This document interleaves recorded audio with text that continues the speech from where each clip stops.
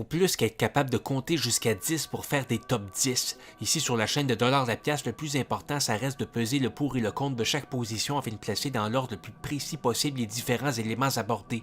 Pour cette semaine, j'ai tout d'abord voulu faire un top 12 des signes astrologiques, du meilleur jusqu'au pire. Mais à la réflexion, en y réfléchissant bien, j'ai trouvé que c'était trop controversé. J'ai déchiré tout ça puis je suis retourné à la table à dessin pour finalement décider de m'intéresser au thème des races de chiens les plus chères du Canada. Quand on parle d'argent, il n'y a pas beaucoup de place à la discussion. Soit un chien est le plus cher, soit il ne l'est pas. Et ce qu'il détermine est souvent beaucoup plus complexe que de savoir par quel nombre de kilogrammes il se distingue. Par contre, est-ce bien raisonnable d'étiqueter un prix sur ces créatures vivantes pleines d'amour qui bien souvent remplacent le rôle d'un père dans la famille d'aujourd'hui, d'en faire le marché, la compétition pour savoir lequel qui est celui qui est le plus beau et le plus pur de sa race, ce qui souvent se traduit par une plus grande valeur en argent?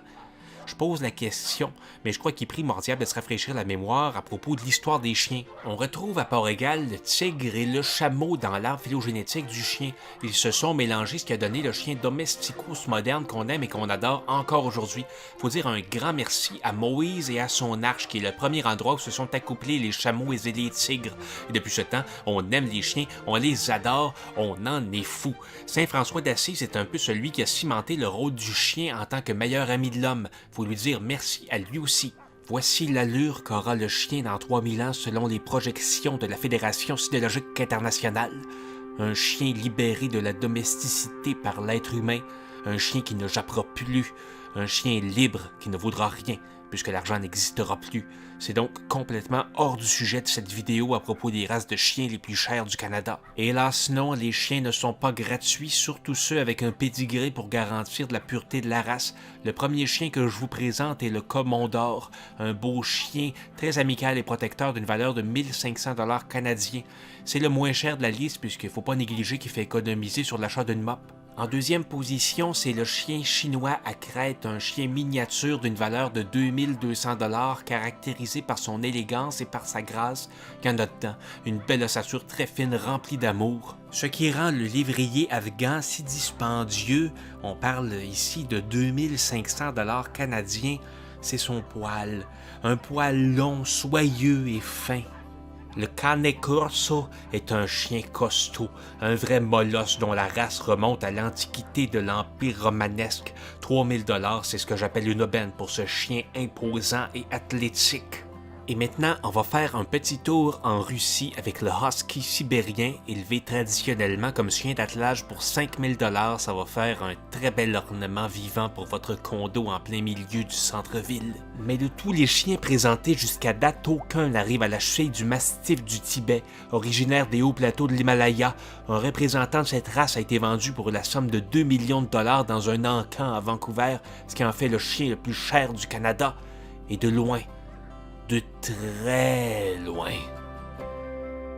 En conclusion, je dirais que si c'est important de rester informé du cours des valeurs sur le marché des chiens, ça reste encore bien plus important de se rappeler que l'amour d'un chien n'a pas de prix.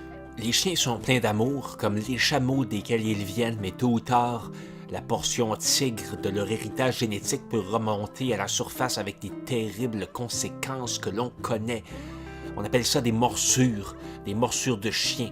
On en répertorie environ 1000 par année. Mais c'est pas une raison pour enfermer des chiens dans des cages comme si c'était des animaux de cirque. Et encore moins d'acheter cette laisse de très mauvais goût qui donne l'impression qu'on s'apprête à tirer directement dans le crâne de cette pauvre bête qui ne demande qu'à être promenée 3 heures par jour pour être en forme.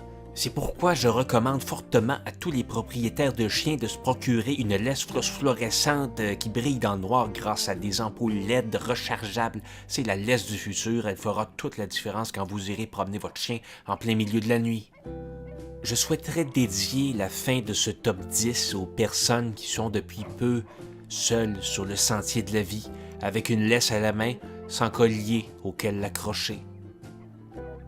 Mais vous pouvez vous accrocher aux souvenirs que vous gardez du chien que vous avez tant aimé et qui vous a tant aimé en retour. Merci beaucoup d'avoir regardé ce top 10. On se retrouve pour un prochain top 10. Puis maintenant, j'écoute les secondes jusqu'à ce que ça fasse exactement 5 minutes que la vidéo dure.